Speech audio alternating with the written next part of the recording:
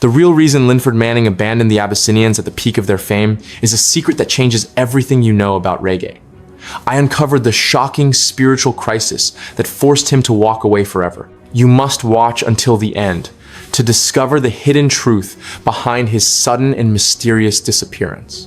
Linford Manning grew up in Jonestown, Kingston, in a home where instruments and voices were the daily vocabulary.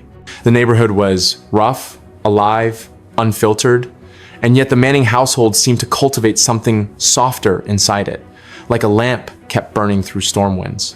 Linford Manning, along with his brothers Donald Manning and Carlton Manning, absorbed the musical pulse of their surroundings without trying to force it. Their early harmonies were unpolished at first, unhurried, shaped by evenings of shared songs rather than formal rehearsal. It was Carlton who stepped forward first, forming Carlton and the Shoes, the group that would leave a mark during that slender transition between rocksteady and reggae. But even then, Linford's role was one of the essential tones beneath the melody, the voice that made everything feel whole, the subtle shadow that completes the light. Years passed, and the call of something deeper moved through them. The music that the island was producing was changing in spirit. The tempos were slowing, the bass lines were broadening into landscapes, and voices began sounding like prayer. The rise of Rastafari was not merely a social awakening, but a spiritual reorientation, and the Manning brothers felt that pull from the marrow outward. It was from that stirring that the Abyssinians emerged, shaped by the voices of Linford Manning, Donald Manning, and Bernard Collins. They did not set out to entertain. They set out to proclaim. Every harmony they formed was charged with devotion.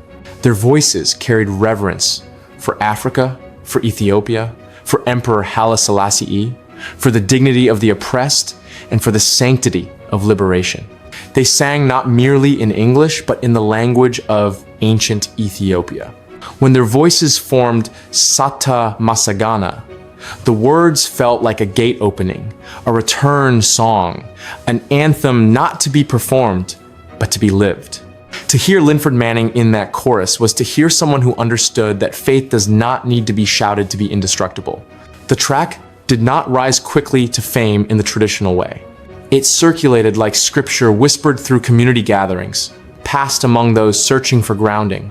It became a pillar of spiritual reggae, the kind of song one encounters rather than simply hears. Some understood its sacred gravity at once, others grew into it slowly, as if learning how to breathe again. The Abyssinians were a triad of voices, but they were also a vessel, a channel for something ancient and radiant. The 1976 album that bore the name of that now iconic hymn was a document of reverence.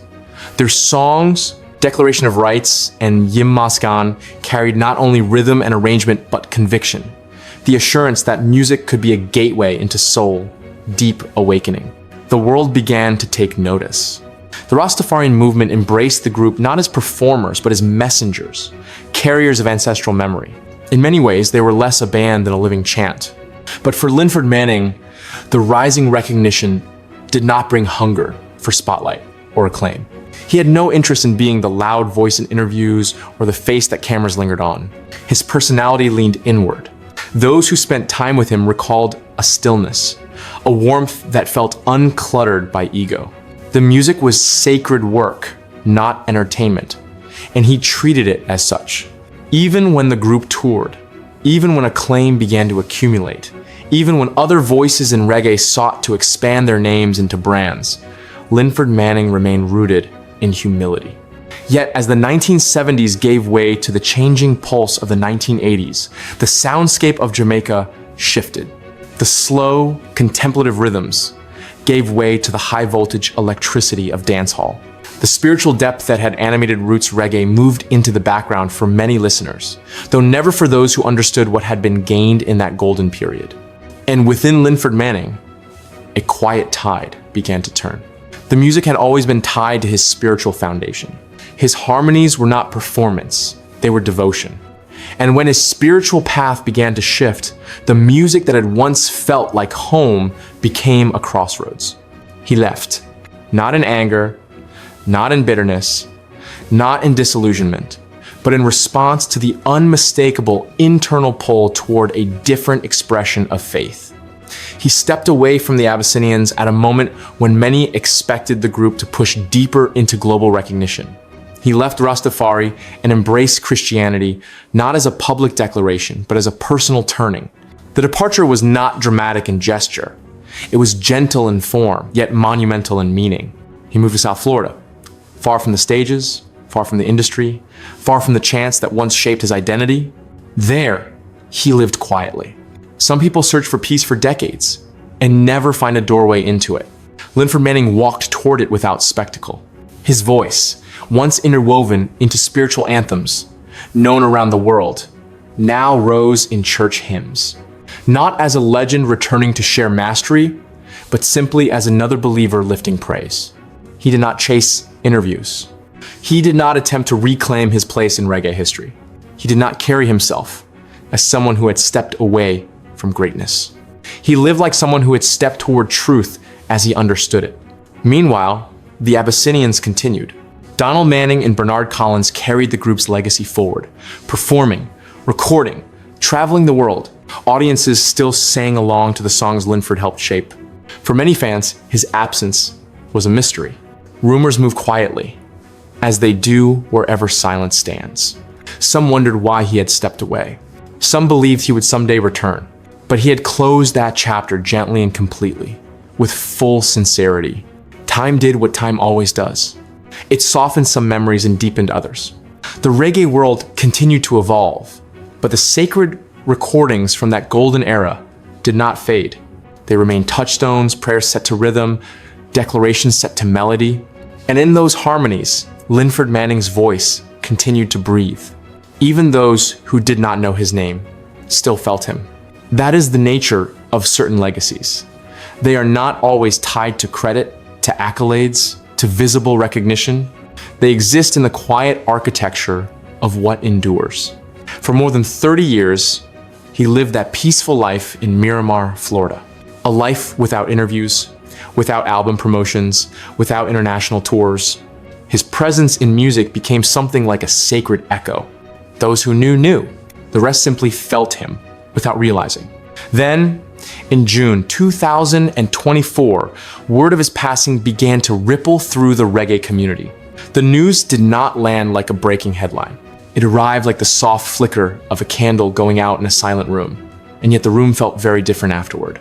The tributes that followed did not exaggerate his role. They did not have to.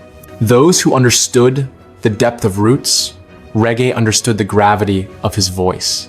Producers, musicians, listeners whose lives had been altered by the harmonies of that era remembered him with reverence. He had been one of the architects of spiritual reggae, one of the voices that helped transform the genre into a vessel of faith, identity, and ancestral remembrance. And yet, he had also been the one who let go when the calling changed. To some, that choice may seem contradictory. To others, it was the truest expression of integrity.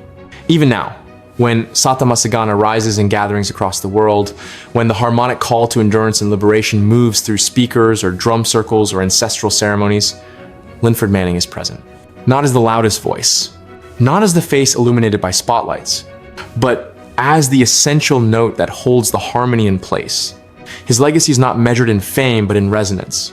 He remains a reminder that greatness does not always stand at the center.